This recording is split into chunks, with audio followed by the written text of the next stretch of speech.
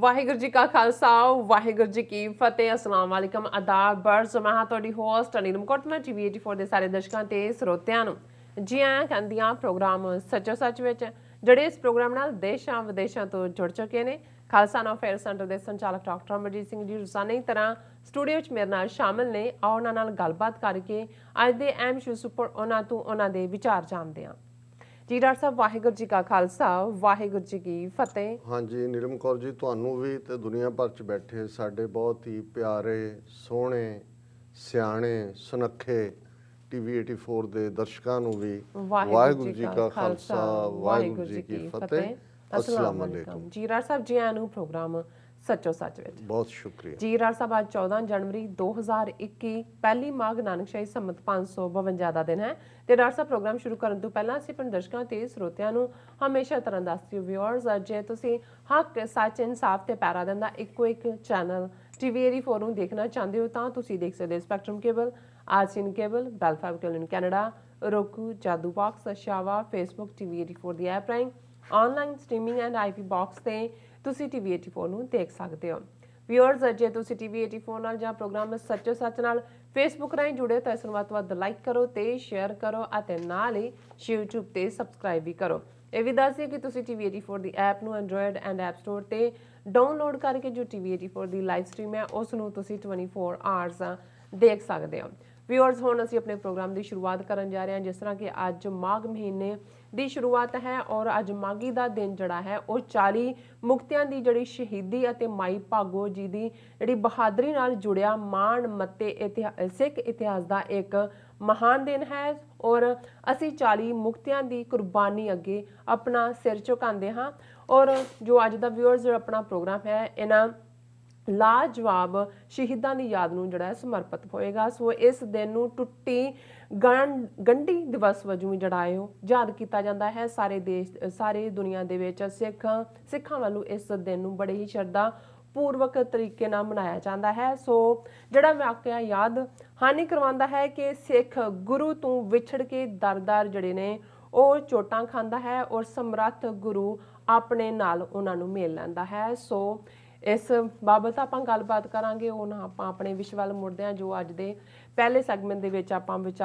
ਚਰਚਾ ਕਰਾਂਗੇ। ਉਸ ਵਿੱਚ ਆਪਾਂ ਵਿਚਾਰਾਂਗੇ ਕਿ ਜਿਸ ਤਰ੍ਹਾਂ ਕਿ 26 ਜਨਵਰੀ ਭਾਰਤ ਦਾ ਰਿਪਬਲਿਕ ਡੇ ਹੈ ਔਰ ਇਸ ਦਿਨ ਲਈ ਪਹਿਲਾਂ ਹੀ UK ਦੇ ਪ੍ਰਧਾਨ ਮੰਤਰੀ ਮੁੱਖ ਮਹਿਮਾਨ ਸਨ। ਕਿਸਾਨ ਅੰਦੋਲਨ ਦੇ ਦਬਾਅ ਹੇਠ ਉਹਨਾਂ ਨੇ ਦਿੱਲੀ ਆਉਣ ਤੋਂ ਜਿਹੜਾ ਉਹ ਨਾ ਕਰ ਦਿੱਤੀ ਹੈ। ਫਿਰ ਭਾਰਤ ਸਰਕਾਰ ਨੇ ਇੱਕ ਛੋਟੇ ਜਿਹੇ ਦੇਸ਼ ਸੂਰੀਨਾਮ ਦੇ ਪ੍ਰੈਜ਼ੀਡੈਂਟ ਨੂੰ ਚੀਫ ਗੈਸਟ ਵਜੋਂ ਸੱਦਿਆ ਪਰ ਮੀਡੀਆ ਰਿਪੋਰਟਾਂ ਅਨੁਸਾਰ ਐਨ ਮੌਕੇ ਤੇ ਉਸ ਨੇ ਵੀ ਆਉਣ ਤੋਂ ਨਾ ਕਰ ਦਿੱਤੀ ਹੈ ਔਰ ਭਾਰਤ ਦੀ ਇੰਟਰਨੈਸ਼ਨਲ ਲੈਵਲ ਤੇ ਇਸ ਤੋਂ ਬਦਤਰ ਬੇਇੱਜ਼ਤੀ ਕੀ ਹੋਵੇਗੀ। ਹੁਣ ਭਾਰਤ ਦੇ ਰਿਪਬਲਿਕ ਡੇ ਮੌਕੇ ਕੋਈ ਵੀ ਚੀਫ ਗੈਸਟ ਨਹੀਂ ਹੋਏਗਾ। ਸੋ ਇਸ ਬਾਰੇ ਆਪਾਂ ਚਰਚਾ ਕਰਨ ਜਾ ਰਹੇ ਹਾਂ ਔਰ ਨਾਲ ਹੀ ਚਰਚਾ ਕਰਨ ਜਾ ਰਹੇ ਹਾਂ। ਸੋ ਅਸੀਂ ਚਾਹਾਂਗੇ ਕਿ ਤੁਸੀਂ ਨਾਲ ਇਸੇ ਤਰ੍ਹਾਂ ਹੀ ਬਨੇ ਰਹਿਣਾ ਦੇਖਣ ਸੁਣ ਲਈ ਤੁਹਾਡਾ ਸਭ ਦਾ ਬਹੁਤ ਬਹੁਤ ਸ਼ੁਕਰੀਆ। ਜੀ ਡਾਕਟਰ ਸਾਹਿਬ ਕੀ ਵਿਚਾਰਾਂ ਨੇ?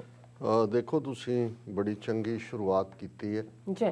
ਅੱਜ ਉਹ ਮਹਾਨ ਦਿਨ ਹੈ ਜਿਸ ਦਿਨ ਸਿਰਫ ਇਹ 40 ਮੁਕਤਿਆਂ ਦਾ ਜਾਂ ਮੁਕਤਸਰ ਸਾਹਿਬ ਨਾਲ ਜੁੜਿਆ ਹੋਇਆ ਸਾਡਾ ਇਤਿਹਾਸ ਹੀ ਨਹੀਂ ਹੈ, ਬਿਲਕੁਲ ਇਹ ਸਾਡੇ ਸਭ ਲਈ ਸਬਕ ਵੀ ਹੈ ਕਿ ਅਸੀਂ ਗੁਨਾਹਗਾਰ ਹਾਂ।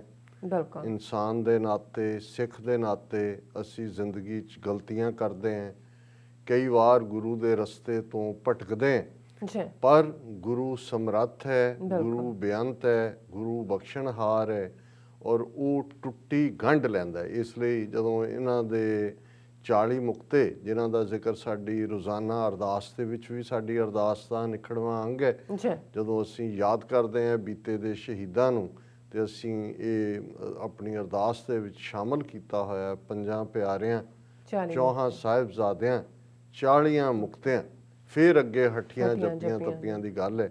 ਸੋ ਇਹਨਾਂ ਦਾ ਰੁਤਬਾ ਉਸ ਦਰਜਾ ਦੇ ਨਾਲ ਪਿਆਰਿਆਂ ਤੋਂ ਬਾਅਦ ਸਾਹਿਬਜ਼ਾਦਿਆਂ ਦਾ ਰੁਤਬਾ ਹੈ। ਇਸ ਗੱਲ ਦਾ ਵੀ ਧਿਆਨ ਰਹੇ ਕਿ ਗੁਰੂ ਨੇ ਇਹ ਵੀ ਦੱਸਿਆ ਕਿ ਆਪਣੇ ਪੁੱਤਰਾਂ ਨਾਲੋਂ ਉਹਨਾਂ ਨੂੰ ਸਿੱਖ ਜ਼ਿਆਦਾ ਪਿਆਰੇ ਨੇ ਜਿਹੜੇ ਸੱਚ ਹੱਕ ਇਨਸਾਫ ਦੇ ਲਈ ਪਿਆਰ ਦੀ ਇਸ ਖੇਡ ਦੇ ਵਿੱਚ ਆਪਣਾ ਆਪਾ ਕੁਰਬਾਨ ਕਰਦੇ ਨੇ। ਇਸ ਲਈ ਚਾਰ ਸਾਹਿਬਜ਼ਾਦਿਆਂ ਦੇ ਜ਼ਿਕਰ ਤੋਂ ਵੀ ਪਹਿਲਾਂ ਪੰਜਾਂ ਪਿਆਰਿਆਂ ਦਾ ਜ਼ਿਕਰ ਹੈ, ਅੱਛਾ ਪਰ ਫਿਰ ਉਹਨਾਂ ਚਾਰ ਸਾਹਿਬਜ਼ਾਦਿਆਂ ਦੇ ਨਾਲ 40 ਮੁਕਤੇ ਜਿਹੜਾ ਇਤਿਹਾਸ ਇਸ ਢੰਗ ਨਾਲ ਸਿਰਜਿਆ ਗਿਆ, ਉਸ ਦੀ ਅਸੀਂ ਗੱਲ ਵੀ ਕਰਾਂਗੇ ਕਿ ਕਿਵੇਂ ਅੱਜ ਵੀ ਇਹ ਸਾਡੇ ਲਈ ਇੱਕ ਵੱਡੀ ਮੋਟੀਵੇਸ਼ਨ ਹੈ। ਪਰ ਕੱਲ ਦਾ ਪ੍ਰੋਗਰਾਮ ਅਸੀਂ ਕੁਛ ਕਾਰਨਾਂ ਕਰਕੇ ਨਹੀਂ ਕਰ ਸਕੇ, ਹਾਲਾਂਕਿ ਅਸੀਂ ਇਸ ਗੱਲ ਨੂੰ ਯਕੀਨੀ ਬਣਾਇਆ ਕਿ ਸਿੰਘ ਬਾਰਡਰ ਤੋਂ ਖਾਸ ਤੌਰ ਤੇ ਜਿਹੜੀ 1-to-1 ਇੰਟਰਵਿਊ ਨੇ ਉਹ ਸਾਡੇ ਦਰਸ਼ਕਾਂ ਨੂੰ ਦਿਖਾਏ ਜਾਣ, ਕਿਉਂਕਿ ਇਹੀ ਪ੍ਰਾਈਮ ਟਾਈਮ ਸਾਡਾ ਹੁੰਦਾ ਹੈ। ਸੋ ਉਸ ਨੂੰ ਜਿਹੜਾ ਸਾਡੀ ਉੱਥੇ ਜਿਹੜੀ ਔਨ ਦਾ ਗਰਾਊਂਡ ਟੀਮ ਹੈ ਉਹਨੇ ਕਵਰ ਕੀਤਾ ਹੈ ਔਰ ਦਰਸ਼ਕਾਂ ਵੱਲੋਂ ਸਰਾਹਿਆ ਵੀ ਗਿਆ। ਪਰ ਫਿਰ ਵੀ ਕੁਝ ਦਰਸ਼ਕਾਂ ਵੱਲੋਂ ਫਿਕਰ ਦਾ ਇਜ਼ਹਾਰ ਕੀਤਾ ਜਾਂਦਾ ਹੈ, ਕੁਝ ਉਡੀਕਦੇ ਹੁੰਦੇ ਨੇ। ਸੋ ਕੁਛ ਨਾ ਕੁਛ ਐਸਾ ਚੱਲ ਰਿਹਾ ਹੁੰਦਾ ਡੇ ਟੂ ਡੇ ਲਾਈਫ 'ਚ ਜਿਹਦੇ ਲਈ ਕਈ ਵਾਰੀ ਸਾਨੂੰ ਨਾ ਚਾਹੁੰਦੇ ਹੋਏ ਵੀ ਜਿਹੜਾ ਉਹ ਆਪਣਾ ਪ੍ਰੋਗਰਾਮ ਜਿਹੜਾ ਹਾਂ ਉਹ ਕੈਂਸਲ ਕਰਨਾ ਪੈਂਦਾ, ਕਿਉਂਕਿ ਕੱਲ ਦਾ ਦਿਨ ਇੱਕ ਹੋਰ ਜਿਹੜਾ ਪ੍ਰੋਗਰਾਮ ਮੈਂ ਮਿਸ ਕੀਤਾ ਅਦਰ ਦੈਨ ਇਸ ਪ੍ਰੋਗਰਾਮ ਦੇ। ਕੱਲ ਉਹ ਇਤਿਹਾਸਕ ਦਿਨ ਸੀ ਜਿਸ ਦਿਨ ਸਾਈਂ ਮੀਆਂ ਮੀਰ, ਜਿਨ੍ਹਾਂ ਨੂੰ ਪਾਲਕੀ ਭੇਜ ਕੇ ਗੁਰੂ ਅਰਜਨ ਸਾਹਿਬ ਨੇ ਸ੍ਰੀ ਅੰਮ੍ਰਿਤਸਰ ਸ਼ਹਿਰ ਸੱਦਿਆ ਔਰ ਦਰਬਾਰ ਸਾਹਿਬ ਦਾ ਸੰਗੇ ਬੁਨਿਆਦ ਰਖਵਾਇਆ ਸੀ, ਨੀਂਹ ਪੱਥਰ ਰਖਵਾਇਆ ਸੀ। ਔਰ ਇਸ ਦਿਨ ਦੀ ਅਹਿਮੀਅਤ ਨੂੰ ਸਮਝਦੇ ਆ ਸਾਡੇ ਵੀਰ ਡਾਕਟਰ ਇਕਬਾਲ ਕਰਾਮਤ ਚੀਮਾ ਜੀ ਨੇ ਉਦਮ ਕਰਕੇ ਇਹ ਉਹ ਦਿਨ ਹੈ ਜਿਹੜਾ ਦੋ ਕੌਮਾਂ ਦੀ ਸਾਂਝ ਦਾ ਦਿਨ ਵੀ ਹੈ। ਦਰਬਾਰ ਸਾਹਿਬ ਜਿੱਥੇ ਕਿ ਅਸੀਂ ਜਦੋਂ ਰੋਜ਼ਾਨਾ ਅਰਦਾਸ ਵਿੱਚ ਵੀ ਸ੍ਰੀ ਅੰਮ੍ਰਿਤਸਰ ਜੀ ਦੇ ਇਸ਼ਨਾਨ ਮੰਗਦੇ, ਔਰ ਸਾਈਂ ਮੀਆਂ ਮੀਰ ਨੇ ਨਾ ਸਿਰਫ ਉਸ ਦਾ ਸੰਗੇ ਬੁਨਿਆਦ ਰੱਖਿਆ, ਅਸੀਂ ਦੇਖਦੇ ਹਾਂ ਕਿ ਉਹ ਕਿਵੇਂ ਇੱਕ ਕੜੀ ਵੀ ਬਣੇ ਗੁਰੂ ਅਰਜਨ ਸਾਹਿਬ ਦੀ ਸ਼ਹਾਦਤ ਦੇ ਵੇਲੇ, ਕਿਵੇਂ ਉਹਨਾਂ ਨੇ ਹਾ ਦਾ ਨਾਅਰਾ ਮਾਰਿਆ ਔਰ ਕਿਵੇਂ ਗੁਰੂ ਹਰਗੋਬਿੰਦ ਸਾਹਿਬ ਦੇ ਵੇਲੇ ਤੱਕ ਕਿਵੇਂ ਉਹਨਾਂ ਨੇ ਉਹਨਾਂ ਸਾਂਝਾਂ ਨੂੰ ਪੁਗਾਇਆ। ਔਰ ਇਹ ਉਹਨਾਂ ਦੀ ਮੀਡੀਏਸ਼ਨ ਵੀ ਸੀ ਜਿਸ ਨੇ ਅਲਟੀਮੇਟਲੀ ਜਿਹੜੀ ਹੌਸਟਿਲਿਟੀ ਸੀ ਜੋ ਜਹਾਂਗੀਰ ਨੇ ਗਲਤੀ ਕੀਤੀ ਗੁਰੂ ਅਰਜਨ ਸਾਹਿਬ ਦੀ ਸ਼ਹਾਦਤ ਦਾ ਹੁਕਮ ਦੇ ਕੇ ਗੁਰੂ ਹਰਗੋਬਿੰਦ ਸਾਹਿਬ ਦੇ ਨਾਲ, ਜਿੱਥੇ ਗਵਾਲੀਅਰ ਦੇ ਕਿਲੇ 'ਚੋਂ 6ਵੇਂ ਪਾਤਸ਼ਾਹ 52 ਰਾਜਿਆਂ ਨੂੰ ਰਿਲੀਜ਼ ਕਰਵਾਉਂਦੇ ਨੇ, ਉੱਥੇ ਜਹਾਂਗੀਰ ਦੇ ਬਾਕੀ ਪੀਰੀਅਡ ਦੇ ਵਿੱਚ ਜਿਹੜਾ ਉਹ ਸਾਂਝ ਬਣੀ ਰਹਿੰਦੀ ਹੈ। ਔਰ ਉਹਦਾ ਇੱਕ ਕਾਰਨ ਇਹ ਵੀ ਸੀ ਕਿ ਜਹਾਂਗੀਰ ਦੀ ਬੇਗਮ ਨੂਰ ਜਹਾਂ ਉਹ ਸਾਈਂ ਮੀਆਂ ਮੀਰ ਦੀ ਫਾਲੋਅਰ ਸੀ, ਉਹਨਾਂ ਦੇ ਉੱਤੇ ਉਹ ਇਤਕਾਦ ਭਰੋਸਾ ਰੱਖਦੀ ਸੀ। ਸੋ ਇਸ ਦਿਨ ਨੂੰ ਸਾਹਮਣੇ ਰੱਖਦਿਆਂ ਹੀ ਜਿਹੜਾ ਕੱਲ੍ਹ ਦਾ ਦਿਨ ਸਿੱਖ ਮੁਸਲਿਮ ਯੂਨਿਟੀ ਪ੍ਰੇਅਰ ਦੇ ਨਾਂ ਥੱਲੇ ਇੱਕ ਵਰਚੁਅਲ ਕਾਨਫਰੰਸ ਰੱਖੀ ਹੋਈ ਸੀ ਡਾਕਟਰ ਚੀਮਾ ਨੇ, ਔਰ ਉਹਨਾਂ ਨੇ ਇਹਨੂੰ ਪ੍ਰੀਜ਼ਾਈਡ ਕੀਤਾ। 51 ਤੋਂ ਜ਼ਿਆਦਾ ਇਸ ਦੇ ਵਿੱਚ ਪਾਰਟਿਸਪੈਂਟ ਸਨ ਜਿਹੜੇ 12 ਅੱਡ-ਅੱਡ ਕੰਟਰੀਜ਼ ਤੋਂ ਸਨ। ਔਰ ਉਸ ਦੀ ਫਾਈਲ ਪ੍ਰੋਗਰਾਮ ਦੀ ਜਦੋਂ ਹੀ ਸਾਨੂੰ ਮਿਲੇਗੀ ਆਉਣ ਵਾਲੇ ਦਿਨਾਂ 'ਚ ਜਿਹੜਾ ਉਹ ਅਸੀਂ ਦਰਸ਼ਕਾਂ ਤੱਕ ਕਰਾਂਗੇ। ਔਰ ਹਾਲਾਂ ਟੈਕਨੀਕਲ ਟੀਮ ਨੂੰ ਮੈਂ ਕਿਹਾ ਸੀ ਕਿ ਜੇ ਉਹਦੀਆਂ ਪਿਕਚਰਸ ਕੁਛ ਨੇ ਹਾਂ ਸੋ ਉਹ ਤੁਸੀਂ ਦੇਖ ਸਕਦੇ ਹੋ। ਸੋ ਅਸੀਂ ਸਮਝਦੇ ਹਾਂ ਕਿ ਇਹ ਜਿੱਥੇ ਅਸੀਂ ਤੌਹੀਦ ਦੀ ਬੁਨਿਆਦ ਦੇ ਉੱਤੇ ਤੌਹੀਦ ਦੀ ਸਾਂਝ ਸਿੱਖੀ ਔਰ ਇਸਲਾਮ ਦੀ ਸਾਂਝ ਦੇ ਤੌਰ ਤੇ ਦੇਖਦੇ ਹਾਂ ਬਾਬੇ ਨਾਨਕ ਦਾ ਇੱਕ ਰੱਬ ਦਾ ਸੁਨੇਹਾ, ਹਰ ਇੱਕ ਨੂੰ ਮੁਹੱਬਤ ਕਰਨ ਦਾ ਸੁਨੇਹਾ, ਉੱਥੇ ਇੰਸਟੀਟਿਊਸ਼ਨਲ ਲੈਵਲ ਦੇ ਉੱਤੇ ਇਹ ਜਿਹੜਾ ਸਾਈਂ ਮੀਆਂ ਮੀਰ ਤੋਂ ਸੰਗੇ ਬੁਨਿਆਦ ਰਖਵਾਉਣਾ ਹੈ, ਇਹ ਭਵਿੱਖ ਦੀਆਂ ਮੁਸਤਕਬਲ ਦੀਆਂ ਜਿਹੜੀਆਂ ਨੇ ਸੰਭਾਵਨਾਵਾਂ ਹੀ ਨਹੀਂ, ਇਹ ਸਾਂਝਾਂ ਨੂੰ ਕਿਵੇਂ ਪੁਖਤਾ ਕੀਤਾ। ਔਰ ਅਸੀਂ ਸਮਝਦੇ ਹਾਂ ਕਿ ਮੈਂ ਰਿਗਰੈਟ ਕਰਦਾ ਕਿ ਮੈਂ ਇਸ ਵਰਚੁਅਲ ਕਾਨਫਰੰਸ ਦਾ ਹਿੱਸਾ ਨਹੀਂ ਬਣ ਸਕਿਆ, ਲੇਕਿਨ ਅਸੀਂ ਡਾਕਟਰ ਸਾਹਿਬ ਦਾ ਵੀ ਔਰ ਇਸ ਜਿਹੜੀ ਵਰਚੁਅਲ ਕਾਨਫਰੰਸ ਸੀ ਇਹਦੇ 'ਚ ਪਾਕਿਸਤਾਨ ਐਵੈਕੂਇਜ਼ ਟਰਸਟ ਬੋਰਡ ਦੇ ਚੇਅਰਮੈਨ ਜਿਨ੍ਹਾਂ ਨੂੰ ਔਕਾਫ ਕਹਿੰਦੇ ਨੇ ਉਹ ਵੀ ਸ਼ਾਮਲ ਸੀ, ਔਰ ਪਾਕਿਸਤਾਨ ਦੇ ਜਿਹੜੇ ਰਿਲੀਜੀਅਸ ਮਾਈਨੋਰਟੀਜ਼ ਨਾਲ ਸੰਬੰਧਿਤ ਮਿਨਿਸਟਰ ਨੇ ਉਹਨਾਂ ਨੇ ਵੀ ਇਸ ਦੇ ਵਿੱਚ ਪਾਰਟਿਸਿਪੇਸ਼ਨ ਕੀਤੀ। ਸੋ ਇਸ ਦੀ ਕਵਰੇਜ ਅਸੀਂ ਬਹੁਤ ਜਲਦੀ ਆਪਣੇ ਦਰਸ਼ਕਾਂ ਨੂੰ ਦਿਖਾਵਾਂਗੇ। ਹੁਣ ਗੱਲ ਇਤਿਹਾਸਕ ਦਿਨ ਜਿਹੜਾ ਮਾਘੀ ਪਹਿਲੀ ਮਾਘ ਹੈ, ਅੱਜ ਸ਼ੁਰੂਆਤ ਵੀ ਹੈ ਨਵੇਂ ਮਹੀਨੇ ਦੀ ਔਰ 40 ਮੁਕਤਿਆਂ ਨਾਲ ਜੁੜਿਆ ਹੋਇਆ ਇਹ ਦਿਨ ਹੈ। ਇਸ ਦੀ ਗੱਲ ਕਰਦੇ ਕਿ ਇਹ ਇੱਕ ਉਹ ਇਤਿਹਾਸ ਦਾ ਵਾਕਿਆ ਹੈ ਔਰ ਕਿਉਂਕਿ ਅਸੀਂ ਸਿਆਸੀ ਟੌਪਿਕ ਵੀ ਡਿਸਕਸ ਕਰਨੇ ਸੋ ਮੈਂ ਬਹੁਤੇ ਡੀਟੇਲ 'ਚ ਨਹੀਂ ਜਾਵਾਂਗਾ। ਜਿਹੜੇ ਸਾਡੇ ਦਰਸ਼ਕ ਖਾਸ ਤੌਰ 'ਤੇ ਸਾਡੇ ਪਾਕਿਸਤਾਨੀ ਭੈਣ ਭਰਾ ਇਸ ਪ੍ਰੋਗਰਾਮ ਦੇ ਰਾਹੀਂ ਸਾਡੇ ਨਾਲ ਜੁੜੇ ਨੇ ਉਹ ਫਰਦਰ ਇਸ ਦੇ ਉੱਤੇ ਰਿਸਰਚ ਵੀ ਕਰ ਸਕਦੇ ਨੇ ਕਿ ਕਿਵੇਂ ਉਹ 40 ਸਿੱਖ ਜਿਹੜੇ ਜਦੋਂ ਅਨੰਦਪੁਰ ਸਾਹਿਬ ਨੂੰ ਲਗਭਗ 8-9 ਮਹੀਨੇ ਦਾ ਘੇਰਾ ਰਿਹਾ ਔਰ ਅੰਦਰ ਭੁੱਖ ਦੇ ਨਾਲ ਔਰ ਬਾਕੀ ਤਕਲੀਫਾਂ ਔਰ ਚਾਰ ਚਫੇਰੇ ਜਿਸ ਕਿਸਮ ਦਾ ਹੁੰਦਾ ਜਦੋਂ ਤੁਸੀਂ ਘੇਰੇ 'ਚ ਫਸੇ ਹੁੰਦੇ ਹੋ ਤੇ 40 ਐਸੇ ਸਿੱਖ ਜਿਨ੍ਹਾਂ ਨੇ ਦਸਵੇਂ ਪਾਤਸ਼ਾਹ ਨੂੰ ਇਹ ਬਾਰ-ਬਾਰ ਕਿਹਾ ਕਿ ਮਹਾਰਾਜ ਇਹ ਜਿਹੜੇ ਨੇ ਅਸੀਂ ਕਿਲ੍ਹਾ ਛੱਡ ਦਈਏ, ਉਹ ਸਾਡੇ ਨਾਲ ਇਕਰਾਰ ਕਰ ਰਹੇ ਨੇ, ਉਹ ਕੁਰਾਨ ਦੀਆਂ ਕਸਮਾਂ ਚੁੱਕ ਰਹੇ ਨੇ, ਪਹਾੜੀ ਰਾਜੇ ਗਊ ਦੀਆਂ ਕਸਮਾਂ ਚੁੱਕ ਰਹੇ ਨੇ। ਤੇ ਦਸਵੇਂ ਪਾਤਸ਼ਾਹ ਨੇ ਕਿਹਾ ਕਿ ਵੀ ਨਹੀਂ, ਇਹ ਠੀਕ ਨਹੀਂ ਹੈ, ਕਿਲੇ 'ਚ ਅਸੀਂ ਮਹਿਫੂਜ਼ ਹਾਂ, ਤੁਸੀਂ ਥੋੜਾ ਅਟਕੋ, ਅਲਟੀਮੇਟਲੀ ਦੁਸ਼ਮਣ ਨੂੰ ਇਹ ਘੇਰਾ ਚੁੱਕਣਾ ਪਏਗਾ। ਪਰ ਉਹ ਇੰਨੇ ਕੁ ਉਸ ਸਾਰੇ ਤੋਂ ਬੇਸਬਰੇ ਹੋਏ, ਜਾਂ ਇਉਂ ਕਹੋ ਜਿਸ ਨੂੰ ਕਈ ਵਾਰ ਅਸੀਂ ਬਾਬਾ ਫਰੀਦ ਦੇ ਨਾਂ ਨਾਲ ਜੋੜ ਕੇ ਕਹਿੰਦੇ ਹਾਂ ਕਿ ਫਰੀਦਾ ਮੌਤ ਤੋਂ ਭੁੱਖ ਬੁਰੀ, ਕਿ ਜਿਹੜੀ ਭੁੱਖ ਹੁੰਦੀ ਹੈ ਇਹ ਤੁਹਾਡੇ ਤੋਂ ਬਹੁਤ ਕੁਝ ਕਰਵਾਉਂਦੀ ਹੈ। ਜਦੋਂ ਉਹਨਾਂ ਨੇ ਬਹੁਤ ਜ਼ਿੱਦ ਕੀਤੀ, ਦਸਵੇਂ ਪਾਤਸ਼ਾਹ ਨੇ ਕਿਹਾ ਕਿ ਭਾਈ ਦੇਖੋ, ਤੁਸੀਂ ਜੇ ਸਿੱਖ ਹੋ ਤੇ ਸਿੱਖ ਤਾਂ ਹੁਕਮ ਦੇ ਵਿੱਚ ਰਹਿੰਦੇ, ਪਰ ਜੇ ਤੁਹਾਨੂੰ ਲੱਗਦਾ ਹੈ ਕਿ ਵੀ ਨਹੀਂ ਤੁਸੀਂ ਮਨਾਹੀ ਕਰਨੀ ਹੈ ਤਾਂ ਇਵੇਂ ਕਰੋ ਕਿ ਇੱਕ ਕਾਗਜ਼ ਤੇ ਲਿਖ ਦਿਓ ਕਿ ਵੀ ਤੂੰ ਸਾਡਾ ਗੁਰੂ ਨਹੀਂ ਤੇ ਅਸੀਂ ਤੇਰੇ ਸਿੱਖ ਨਹੀਂ, ਔਰ ਬਾਹਰ ਮੈਸੇਜ ਭੇਜ ਦਿਓ, ਦੁਸ਼ਮਣ ਆਪੇ ਹੀ ਘੇਰਾ ਚੁੱਕੇਗਾ, ਕਿਉਂਕਿ ਉਹ ਤਾਂ ਚਾਹੁੰਦੇ ਹੀ ਸੀ ਕਿ ਅੰਦਰੋਂ ਜਿਹੜੇ ਫਾਈਟਰ ਸਿੱਖ ਨੇ ਉਹ ਛੱਡਣ। ਔਰ ਉਹਨਾਂ ਦੇ ਜਰਨੈਲ ਜਿਹੜੇ ਉਹਨਾਂ 40 ਦੇ ਆਗੂ ਸੀ, ਭਾਈ ਮਹਾਂ ਸਿੰਘ ਜਿਨ੍ਹਾਂ ਦਾ ਨਾਂ ਆਉਂਦਾ, ਬਹੁਤ ਸਾਰੇ ਉਹਨਾਂ 'ਚੋਂ ਅੰਮ੍ਰਿਤਸਰ, ਤਰਨ ਤਾਰਨ ਇਸ ਇਲਾਕੇ ਨਾਲ ਸੰਬੰਧਿਤ ਮਝੈਲ ਸਿੰਘ ਸਨ, ਉਹਨਾਂ ਨੇ ਉਵੇਂ ਹੀ ਕੀਤਾ ਔਰ ਉਹ ਜਿਹੜੇ ਨੇ ਉੱਥੋਂ ਨਿਕਲ ਗਏ।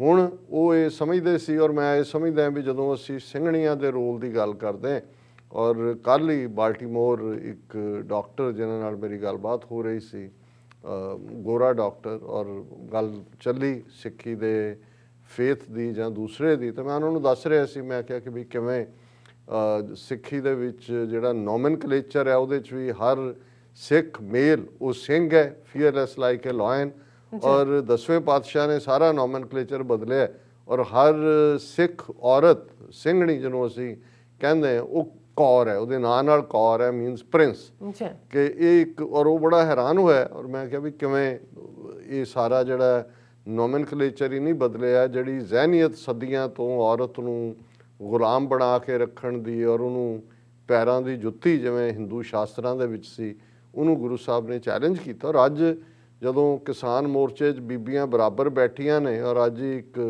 ਟਿੱਪਣੀਕਾਰ ਕਹਿ ਰਿਹਾ ਸੀ ਕਿ ਜੀ ਬਹੁਤ ਸਾਰੇ, ਔਰ ਉਹਨਾਂ ਨੇ ਇਸ ਗੱਲ ਦੇ ਉੱਤੇ ਓਬਜੈਕਟ ਕੀਤਾ ਹੈ ਬੀਬੀਆਂ ਨੇ, ਕਿ ਸੁਪਰੀਮ ਕੋਰਟ ਨੇ ਕਿਹਾ ਜੀ ਇਹ ਔਰਤਾਂ ਔਰ ਬੱਚਿਆਂ ਨੂੰ ਵਾਪਸ ਭੇਜ ਦਿਓ। ਉਹਨਾਂ ਨੇ ਕਿਹਾ ਜੀ ਅਸੀਂ ਕੋਈ ਵਾਧੂ ਦੀ ਟਰਾਲੀ ਲੱਗੇ ਹੋਏ ਹਾਂ, ਅਸੀਂ ਬਰਾਬਰ ਦੀ ਹੱਕਦਾਰ ਹਾਂ, ਅਸੀਂ ਯੋਧੇ ਹਾਂ, ਔਰ ਅਸੀਂ ਬਰਾਬਰ ਦੀ ਸਾਡਾ ਰੋਲ ਲੀਡਰਸ਼ਿਪ 'ਚ ਵੀ ਹੈ।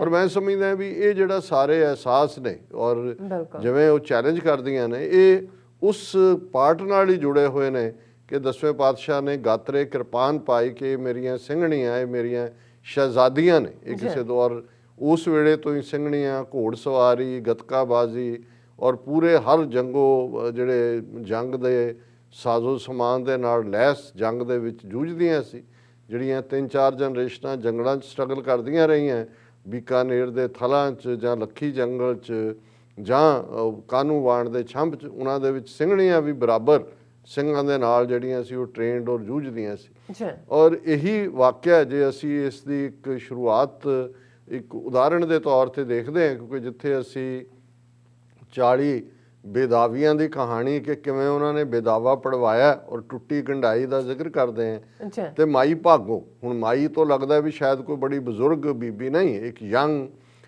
ਵਿਆਹੁਤਾ ਔਰਤ, ਵਿਆਹੁਤਾ ਸਿੰਘਣੀ, ਔਰ ਉਹਨਾਂ ਦਾ ਸੰਬੰਧ ਉਸ ਖਾਨਦਾਨ ਦੇ ਨਾਲ ਭਾਈ ਲੰਗਾਹ ਢਿੱਲੋਂ, ਜਿਹੜੇ ਉਹਨਾਂ 5 ਸਿੱਖਾਂ ਦੇ ਵਿੱਚ ਸਨ, ਜਿਨ੍ਹਾਂ ਨੂੰ ਨਾਲ ਲੈ ਕੇ ਗੁਰੂ ਅਰਜਨ ਸਾਹਿਬ ਲਾਹੌਰ ਗਏ ਜਦੋਂ ਉਹਨਾਂ ਦੀ ਸ਼ਹਾਦਤ ਹੋਈ। ਔਰ ਭਾਈ ਲੰਗਾਹ ਦੇ ਛੋਟੇ ਭਰਾ ਜਿਹੜੇ ਸਨ, ਉਹਨਾਂ ਦੇ ਉਹ ਗ੍ਰੈਂਡ ਡਾਟਰ ਸੀ, ਪੋਤੀ ਸੀ। ਔਰ ਕਿਉਂਕਿ ਉਸ ਇਲਾਕੇ ਦੇ ਉਹ ਚੌਧਰੀ ਸਨ, ਲਗਭਗ 84 ਪਿੰਡਾਂ ਦਾ ਰੈਵਨਿਊ ਉਹਨਾਂ ਕੋਲ ਆਉਂਦਾ ਸੀ। ਔਰ ਬੀਬੀ ਭਾਗ ਕੌਰ ਜਿਨ੍ਹਾਂ ਦਾ ਪੂਰਾ ਨਾਮ ਬਣਦਾ, ਪਰ ਜਿਵੇਂ ਪਿਆਰ ਦੇ ਨਾਲ, ਕਿਉਂਕਿ ਭੈਣਾਂ ਦੀ ਜਿਹੜੀ ਭਰਾਵਾਂ ਦੀ ਭੈਣ ਜਿਹੜੀਆਂ ਉਹ ਕੁਦਰਤੀ ਇਹ ਨਾਂ ਹੁੰਦੇ ਸੀ ਕਿ ਇਹ ਭਾਗਾਂ ਵਾਲੀ ਹੈ। ਔਰ ਇਹ ਵੀ ਇੱਕ ਆਪਣੇ ਆਪ 'ਚ ਅਹਿਮੀਅਤ ਸੀ, ਨਾਂ ਰੱਖਣਾ ਵੀ ਭਾਗੋ ਜਿਹੜਾ ਹੈ ਉਹ ਫੋਰਚੂਨੇਟ ਤੋਂ ਸੀ।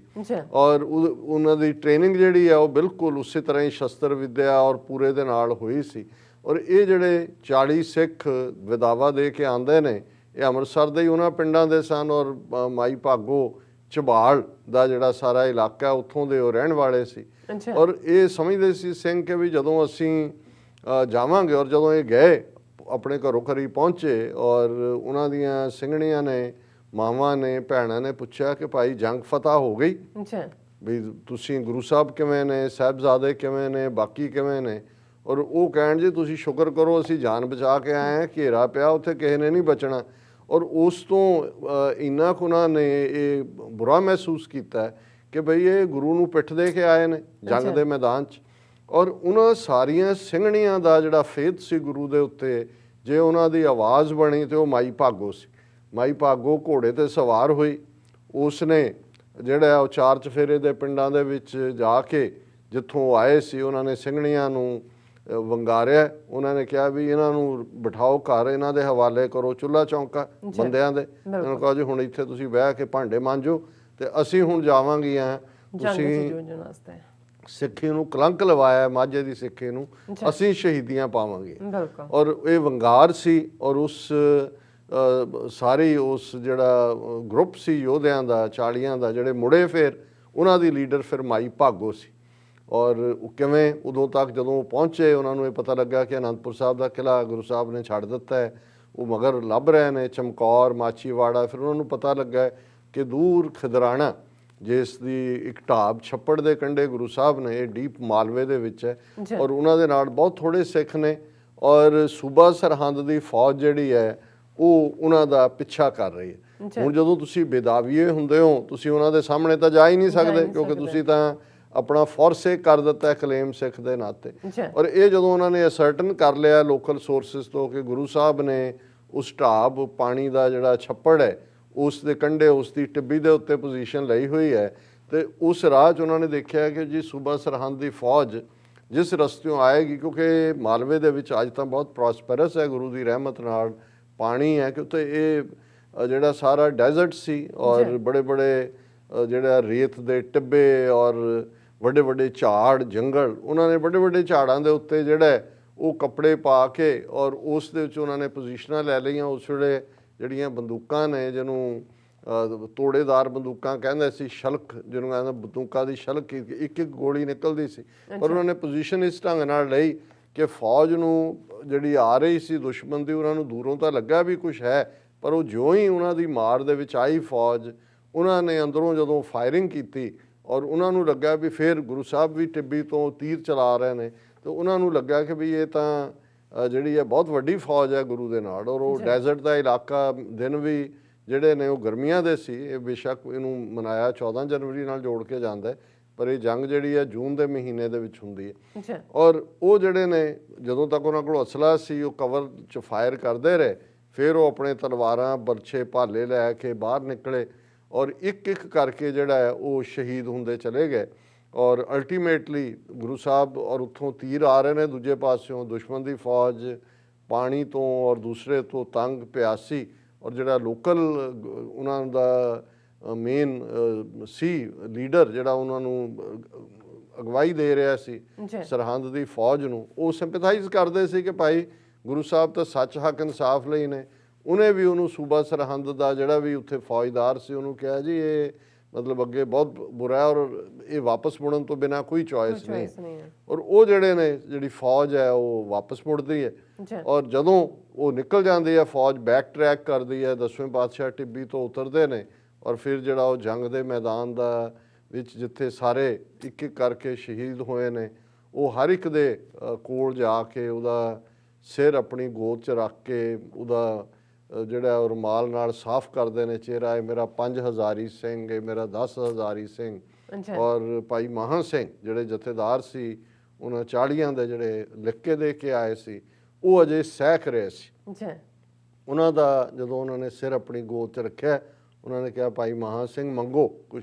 ਉਹਨਾਂ ਨੇ ਕਿਹਾ ਮਹਾਰਾਜ ਸਾਡੇ ਤੋਂ ਬੜੀ ਕੁਤਾਹੀ ਹੋਈ, ਅਸੀਂ ਵਿਦਾਵਾ ਤੁਹਾਨੂੰ ਲਿਖ ਕੇ ਦਿੱਤਾ ਔਰ ਸਾਹ ਨਹੀਂ ਨਿਕਲਦਾ ਹੁਣ ਜਦੋਂ ਤੱਕ ਤੁਸੀਂ ਉਹ ਵਿਦਾਵਾ ਪਾੜਦੇ ਨੇ। ਗੁਰੂ ਸਾਹਿਬ ਨੇ ਜਿਨ੍ਹਾਂ ਨੇ ਆਪਣੇ ਸਾਹਿਬਜ਼ਾਦੇ ਅਨੰਦਪੁਰ ਸਭ ਕੁਝ ਕੁਰਬਾਨ ਕੀਤਾ, ਕਮਰ ਕੱਸੇ ਦੇ ਵਿੱਚ ਉਹ ਵਿਦਾਵਾ ਸੀ ਕਿ ਸਿੱਖ ਪੜਵਾਉਣ ਆਉਣਗੇ, ਔਰ ਉਹਨਾਂ ਨੇ ਉਹ ਵਿਦਾਵਾ ਪਾੜਿਆ। ਉਹਨਾਂ ਨੇ ਕਿਹਾ ਜੀ ਨਿਹਾਲ ਨਿਹਾਲ ਨਿਹਾਲ, ਮਾਝੇ ਦੀ ਸਿੱਖੀ ਤੁਸੀਂ ਕਾਇਮ ਰੱਖੀ।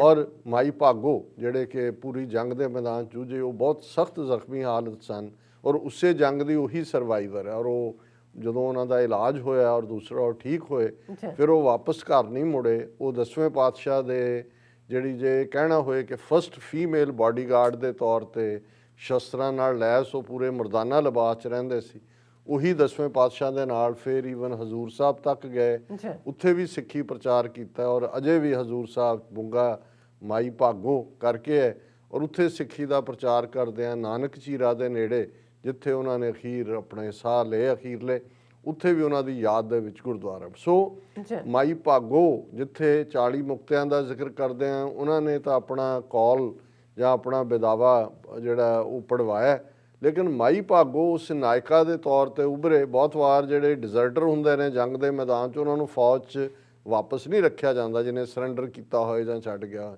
ਇਹ ਵੀ ਇੱਕ ਯੂਨੀਕ ਗੱਲ ਹੈ ਕਿ ਉਹਨਾਂ 40 ਸਿੱਖਾਂ ਨੂੰ ਉਹ ਇੱਕ ਸਿੰਘਣੀ ਲੀਡ ਕਰਕੇ ਜੰਗ ਦੇ ਮੈਦਾਨ 'ਚ ਲਿਆਂਦੇ ਔਰ ਵਿਕਟੋਰੀਅਸ ਕਰਦੇ। ਸੋ ਬਹੁਤ ਸਾਰਾ ਔਰ ਦਰਸ਼ਕ ਦੇਖ ਰਹੇ ਹੋਣਗੇ ਜਦੋਂ ਅੱਜ ਵੀ ਸਿੰਘਣੀਆਂ ਦੇ ਲਈ ਜਾਂ ਸਿੱਖ ਬੱਚੀਆਂ ਦੇ ਲਈ ਜਦੋਂ ਰੋਲ ਮਾਡਲ ਸਿੰਘਣੀਆਂ ਦਾ ਜ਼ਿਕਰ ਹੁੰਦਾ ਹੈ, ਤੇ ਉਹੀ ਮਾਈ ਭਾਗੋ ਘੋੜੇ ਤੇ ਸਵਾਰ ਤਲਵਾਰ ਸੂਤੀ ਹੋਈ ਉਹ ਇਮੇਜ ਜਿਹੜੇ ਸਕਰੀਨ ਤੇ ਚੱਲ ਰਹੇ ਨੇ, ਉਹ ਖਾਸ ਤੌਰ ਦੇ ਉੱਤੇ ਮੋਟੀਵੇਸ਼ਨ ਦਿੰਦੇ ਨੇ। ਔਰ ਮੈਂ ਸਮਝਦਾ ਵੀ ਸਾਡੇ ਲਈ ਵਰਲਡ ਲਈ ਇਹ ਇੱਕ ਇੰਪੋਰਟੈਂਟ ਪਾਰਟ ਹੈ ਜਿਹਦੇ 'ਚ ਅਸੀਂ ਇਹ ਦੇਖੀਏ ਕਿ ਅਸੀਂ ਡੇ ਟੂ ਡੇ ਜ਼ਿੰਦਗੀ 'ਚ ਇਹ ਠੀਕ ਹੈ, ਮੈਂ ਇਤਿਹਾਸਕ ਵਾਕਿਆ ਸੁਣਾਇਆ, ਉਹਨਾਂ ਨੂੰ ਗੁਰੂ ਦੀ ਗੋਦ ਮਿਲੀ, ਉਹਨਾਂ ਨੇ ਆਪਣਾ ਬੇਦਾਵਾ ਪੜਵਾਇਆ, ਪਰ ਅਸੀਂ ਕਿੰਨੇ ਵੱਡੇ ਬੇਦਾਵੀ ਹਾਂ। ਬੇਦਾਵੇ ਦਾ ਮਤਲਬ ਹੀ ਇੱਕ ਦਾਵਾ ਹੈ। ਜਦੋਂ ਤੁਸੀਂ ਰੱਬ ਦੇ ਰਸਤੇ ਤੁਰਦੇ ਹੋ ਗੁਰੂ ਦੇ ਨਾਲ, ਗੁਰੂ ਤੁਹਾਨੂੰ ਆਪਣੀ ਗੋਦ 'ਚ ਲੈਂਦੇ ਨੇ, ਗੁਰੂ ਦਾ ਦਾਵਾ ਹੈ, ਤੇ ਜੇ ਅਸੀਂ ਉਹਦੇ ਤੇ ਨਹੀਂ ਚੱਲਦੇ ਤਾਂ ਅਸੀਂ ਬੇਦਾਵਾ, ਜਿਵੇਂ ਬਹੁਤ ਵਾਰ ਜਿਹੜੀ ਔਲਾਦ ਕਪੱਤੀ ਹੋਏ ਜਾਂ ਵਿਗੜ ਜਾਏ ਤੇ ਉਹ ਅਖਬਾਰਾਂ 'ਚ ਇਸ਼ਤਿਹਾਰ ਛਪਿਆ ਹੋਇਆ ਹੁੰਦਾ ਸੀ ਮਾਂ ਪਿਓ ਨੇ ਵੀ ਇਹਦੇ ਨਾਲ ਸਾਡਾ ਕੋਈ ਸਬੰਧ ਨਹੀਂ ਔਰ ਇਹਦਾ ਕੋਈ ਕਿਸੇ ਚੀਜ਼ ਤੇ ਹੱਕ ਨਹੀਂ, ਉਹ ਕਹਿੰਦੇ ਸੀ ਬੇਦਾਵਾ ਕਿ ਭਾਈ ਇਹ ਬੇਦਾਵੀ ਇਹ ਕਰ ਦਿੱਤਾ ਹੈ।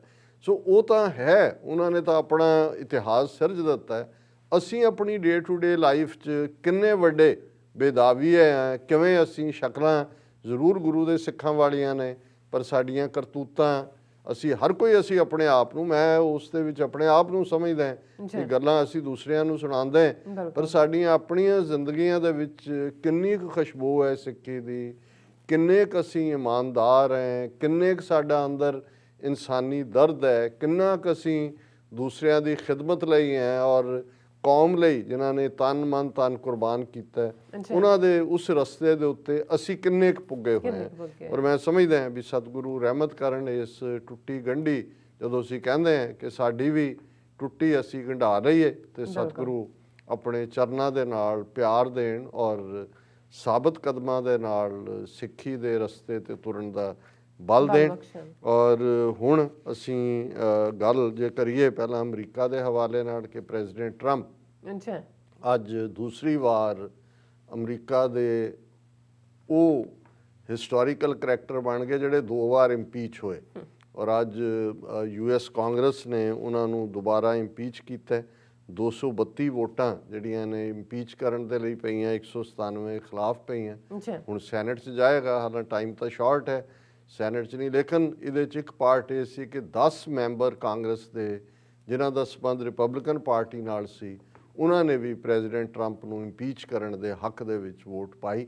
ਔਰ ਇਸ ਵੇਲੇ ਵਾਸ਼ਿੰਗਟਨ ਇੱਕ ਜਿਹੜੇ ਨੈਸ਼ਨਲ ਗਾਰਡਸ ਨੇ ਉਹਨਾਂ ਦੇ ਰਾਹੀਂ ਫੌਜੀ ਛਾਉਣੀ ਬਣਿਆ ਹੋਇਆ, ਔਰ ਸਾਰਿਆਂ ਨੇ ਸਾਹ ਰੋਕੇ ਹੋਏ ਨੇ ਕਿ ਆਉਣ ਵਾਲੇ ਪੀਰੀਅਡ 'ਚ ਕਿਵੇਂ ਜਿਹੜਾ 20 ਜਨਵਰੀ ਤੱਕ ਪਹੁੰਚਦੇ ਹਾਂ ਕਿਹੋ ਜਿਹੇ ਹਾਲਾਤ ਹੋਣਗੇ। ਅਸੀਂ ਇਹ ਕਾਮਨਾ ਕਰਦੇ ਹਾਂ, ਅਰਦਾਸ ਕਰਦੇ ਹਾਂ ਕਿ ਸੁੱਖੀ ਸਬੀਲੀ ਸਾਰਾ ਲੰਘ ਜਾਏ। ਭਾਰਤ ਕਿਸਾਨਾਂ ਦਾ ਅੰਦੋਲਨ 26 ਨਵੰਬਰ ਤੋਂ ਤੁਰਿਆ 50 ਦਿਨ, ਔਰ ਅਸੀਂ ਦੇਖਿਆ ਸੁਪਰੀਮ ਕੋਰਟ ਨੂੰ ਇੱਕ ਢਾਲ ਦੇ ਤੌਰ ਤੇ ਵੀ ਲਿਆਂਦਾ, ਉਹਨੂੰ ਤਲਵਾਰ ਦੇ ਤੌਰ ਤੇ ਵੀ ਵਰਤਣਾ ਜਦੋਂ ਉਹਨਾਂ ਨੇ ਸਟ੍ਰਾਈਕ ਡਾਊਨ ਕਰਨਾ। ਜਦੋਂ ਅਸੀਂ ਗੱਲਬਾਤ ਕਰ ਰਹੇ ਹਾਂ ਅੱਜ ਇੱਕ ਗੱਲਬਾਤ ਦਾ ਹੋਰ ਦੌਰੇ ਫਰਾਡ ਜਾਂ ਫਰਾਡੀਆ ਦੌਰ ਉੱਥੇ ਸ਼ੁਰੂ ਹੋਣ ਵਾਲਾ ਹੈ। ਹਾਲਾਂ ਇਹ ਉਹਨਾਂ ਨੂੰ ਵੀ ਪਤਾ ਹੈ ਕਿਸਾਨਾਂ ਨੂੰ ਕਿ ਕੁਛ ਨਹੀਂ ਨਿਕਲਣਾ, ਸਰਕਾਰ ਵੀ ਜਿਹੜੀ ਹੈ ਉਹ ਸਿਰਫ ਡਿਲੇ ਟੈਕਟਿਕ ਹੈ। ਔਰ ਹੁਣ ਤਾਂ ਸਰਕਾਰ ਇਹ ਵੀ ਕਹਿ ਸਕਦੀ ਹੈ ਜੀ ਆਓ ਚਾਹ ਪਾਣੀ ਪੀਓ ਹੁਣ, ਕਿਉਂਕਿ ਕੇਸ ਸੁਪਰੀਮ ਕੋਰਟ ਕੋਲ ਹੈ, ਅਸੀਂ ਤਾਂ ਉਹ ਸਬ ਜੂਡਿਸ ਹੈ, ਅਸੀਂ ਕੋਈ ਕਾਰਵਾਈ ਨਹੀਂ ਕਰ ਸਕਦੇ। But at the same time ਕਿਸਾਨ ਇਹ ਮੌਕਾ ਨਹੀਂ ਦੇਣਾ ਚਾਹੁੰਦੇ, ਕਿਉਂਕਿ ਕਿਸਾਨਾਂ ਨੇ ਵੀ ਇਹ ਕਿਹਾ ਕਿ ਵੀ ਅਸੀਂ 4 ਮੈਂਬਰੀ ਕਮੇਟੀ ਦੇ ਸਾਹਮਣੇ ਨਹੀਂ ਪੇਸ਼ ਹੋਣਾ।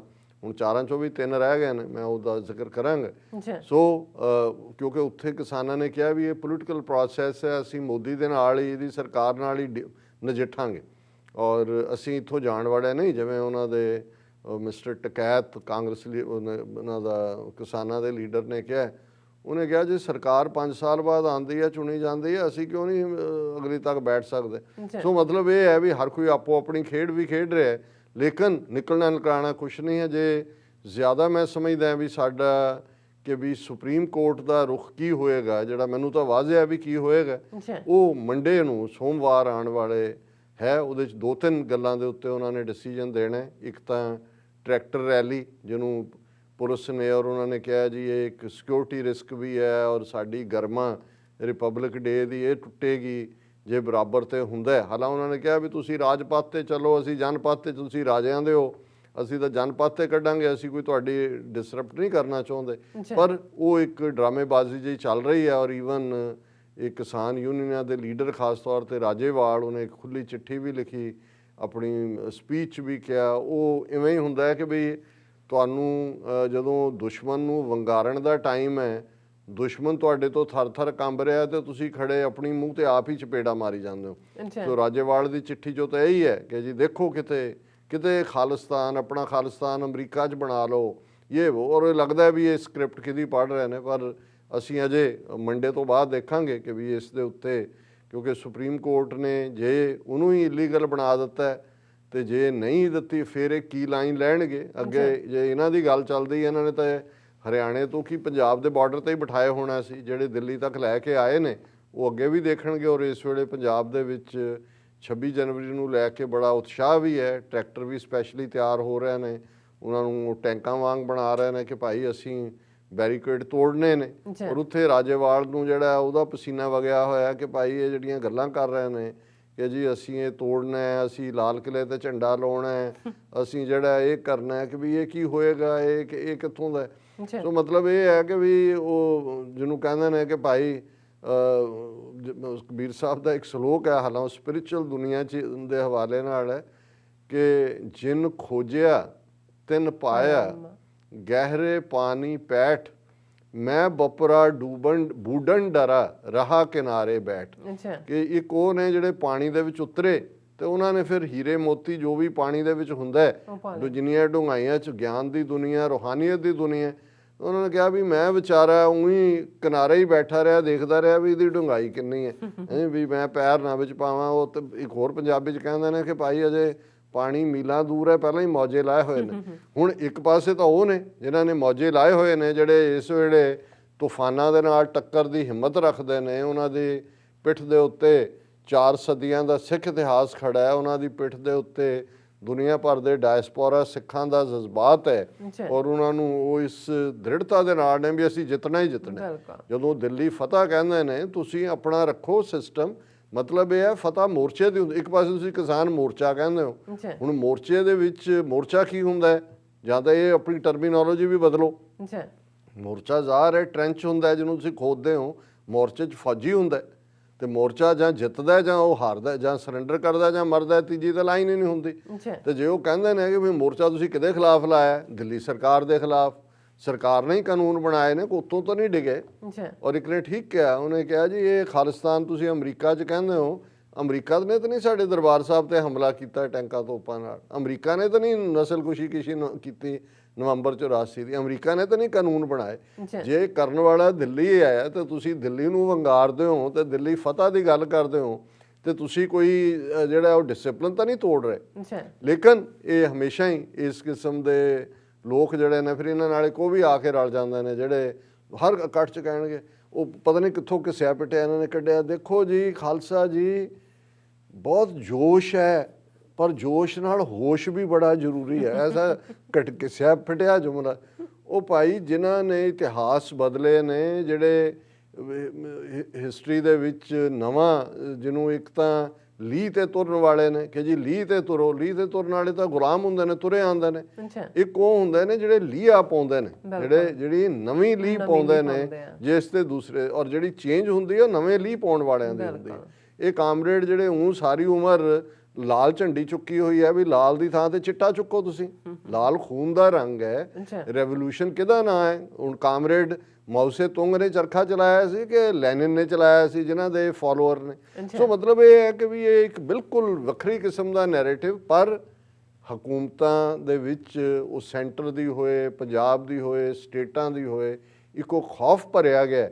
ਔਰ ਇਹ ਇਕੱਲਾ ਉਸ ਲੈਵਲ ਤੇ ਨਹੀਂ ਹੈ। ਤੁਸੀਂ ਇਹ ਦੇਖੋ ਕਿ ਵੀ ਇਹ ਕਿਸ ਕਦਰ ਕਿਸਾਨਾਂ ਦਾ ਔਰ ਸਿੱਖ ਕੌਮ ਦਾ ਖਲੋਣਾ ਹੈ।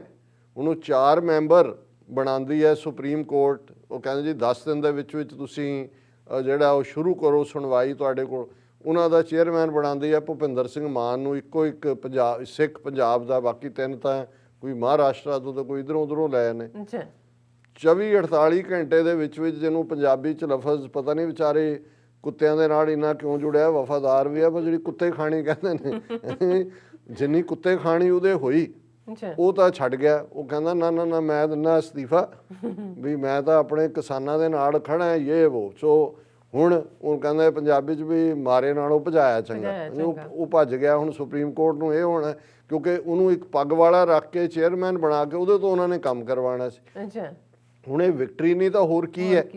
ਨਹੀਂ, ਦੂਸਰੇ ਪਾਸੇ ਅਸੀਂ ਦੇਖਦੇ ਹਾਂ ਕਿ ਭਾਈ ਰਿਪਬਲਿਕ ਡੇ ਜਿਹਦਾ ਬੜਾ ਢੰਡੋਰਾ 1950 ਤੋਂ ਲੈ ਕੇ ਹੁਣ ਤੱਕ ਬੜੇ ਹੈਡ ਆਫ ਦਾ ਸਟੇਟ ਉੱਥੇ ਚੀਫ ਗੈਸਟ ਬਣਾਉਂਦੇ ਰਹੇ ਨੇ। ਇੱਕ ਵਾਰ ਪਾਕਿਸਤਾਨ ਦਾ ਪ੍ਰੈਜ਼ੀਡੈਂਟ ਵੀ ਚੀਫ ਗੈਸਟ ਰਿਹਾ ਉੱਥੇ 1955 ਦੇ ਪੀਰੀਅਡ, 1955 ਔਰ 56।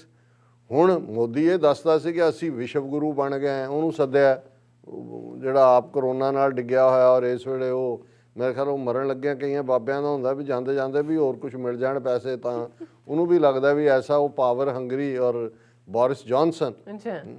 ਪਰ ਜਦੋਂ ਉੱਥੇ ਕਿਸਾਨਾਂ ਦੀ ਧਮਕ, ਔਰ ਮੇਰਾ ਖਿਆਲ ਏਜੰਸੀਆਂ ਕਹਿੰਦੀਆਂ ਹੋਣੀਆਂ ਉਹਨਾਂ ਨੇ ਆਪਣੇ ਟਰੈਕਟਰ ਹੀ ਟੈਂਕ ਬਣਾ ਲਿਆ, ਕੋਈ ਪਤਾ ਨਹੀਂ ਕਿੱਧਰ ਨੂੰ ਤੁਰ ਪੈਣਾ ਇਹਨਾਂ ਨੇ।